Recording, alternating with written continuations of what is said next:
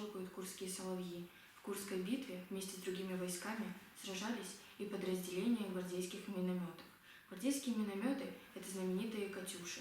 В первые дни войны у нас было всего лишь несколько «Катюш». В Курской битве принимали участие уже целые части соединения.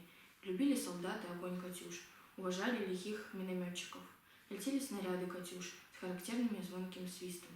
Всего милее солдатскому сердцу был этот свист.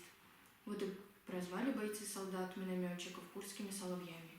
Началась Курская битва. Засвистали, защелкали курские соловьи. Били фашистов в дни наступления. Били и после, когда наши, сдержав фашистов, сами пошли вперед. Особенно досталось фашистам от наших «Катюш» в боях южнее города Обаяни. Здесь, рядом с шоссе, идущим на Обаянь из Белгорода, расположился гвардейский минометный полк полковника Бондаренко. Стояли «Катюши» в засаде, ждали команды к бою. Вдоль шоссе на Обаяне наступали фашистские танки, словно железная стена надвигалась. Нет, казалось врагу преграды. Тут и грянул раскат «Катюш». Отстрелялись «Катюши», откланялись. В грудах металла поле. Приехал к месту боя командующий. «Молодцы, хорошая работа. Кто пропел тут фашистам песню?» Отвечают ему: «Курские соловьи».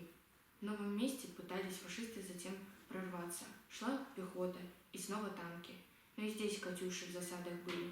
Отстрелялись «Катюши», откланялись. Не прошли здесь фашисты. Бежит пехота. В степи догорают танки. В третьем, четвертом, во многих местах под Курском сражались тогда «Катюши». В числе первых пошли они и в контрнаступление. Едут по полю гвардейские минометы. Медают полки позиции.